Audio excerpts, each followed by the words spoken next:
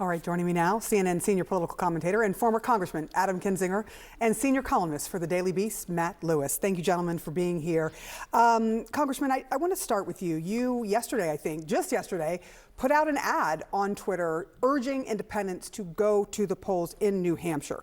Are there enough independent, undeclared voters to swing the state for Nikki Haley, as opposed to Donald Trump's numbers look really good polling-wise? Yeah, I mean, I think there are. It's New Hampshire. It has this history, this tradition. I mean, John McCain won it in 2000. It likes to do things a little bit differently, and so I think Nikki Haley probably has substantial GOP support there. Maybe not if it was only restricted to Republicans voting.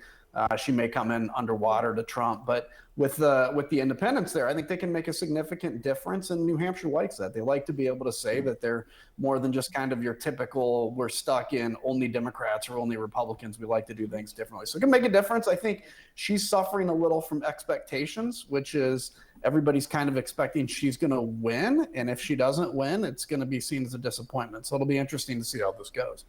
All right, Matt, now to you, did some really good reporting on DeSantis. DeSantis, done. His presidential campaign over.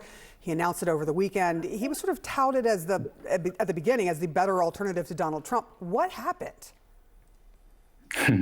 Well, I think a lot of things went wrong. But I was thinking just today, we shouldn't really be talking about Nikki Haley in New Hampshire. This should be Ron DeSantis in New Hampshire. And I think it could have been. He made a lot of mistakes.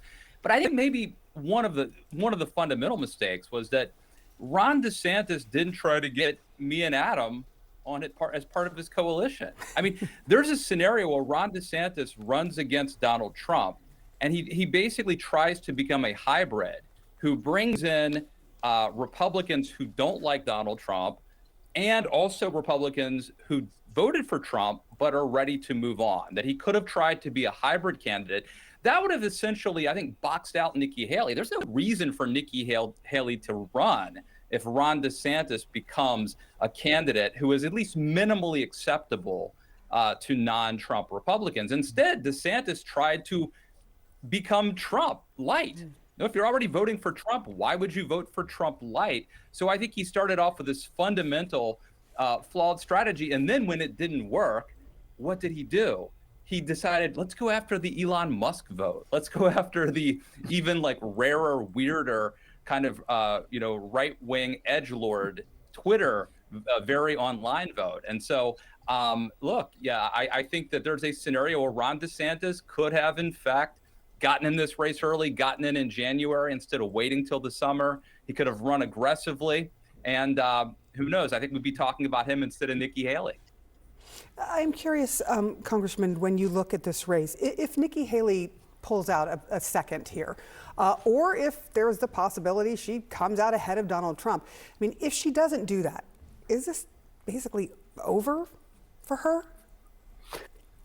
Yeah, by the way, Matt's right. I just want to say quickly on that with DeSantis, because look, I think his calculation was Donald Trump is going to go down with all of his legal challenges and stuff, and I'll be the heir apparent. Not a bad play if that actually happens, but when you're not part of telling the truth to the base about the fact that Donald Trump is corrupt, you can't expect everybody else. You can't expect Matt and I to go do it, put us down and then wish we would have actually been more successful. So in terms of Haley, I think maybe a very close second place, point or two, maybe keeps her in the running through South Carolina. She probably stays in the running through South Carolina regardless. I hope she does, because this needs to go on. But if she wins, it's going to drive Donald Trump batty. And I think the hope here is we'll see yet again how insane he is, because he's going to go apoplectic about it.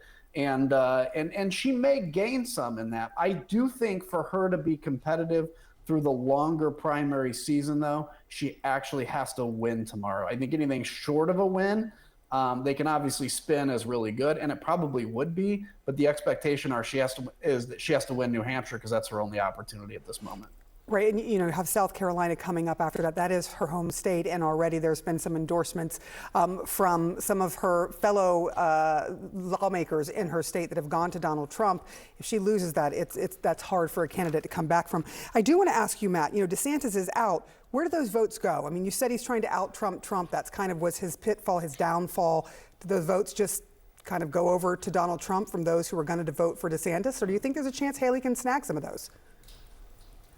Look, I think that probably 80% of those votes will go to Donald Trump, and only because we've seen that as part of the polling. DeSantis did kind of run more as a MAGA candidate, and then he endorsed Trump, and then he attacked Nikki Haley in that endorsement. So I think most of those votes will go to Donald Trump. It will hurt Nikki Haley. What she needed was Chris Christie to get out. She needed Vivek and DeSantis to stay in. That would have been very helpful.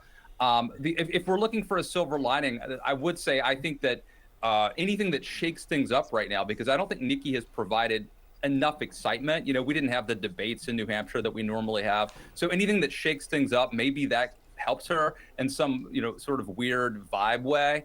But if we're looking at the numbers, if we're looking at math, I think it's a net loss for her. Yeah, I mean, we've been listening to her this morning, and she's been more sharp in her attacks against Donald Trump than I think we've heard this whole time, but it is 24 hours before people vote. Adam Kinzinger, Matt Lewis, thank you, gentlemen, so much for that conversation. Appreciate it.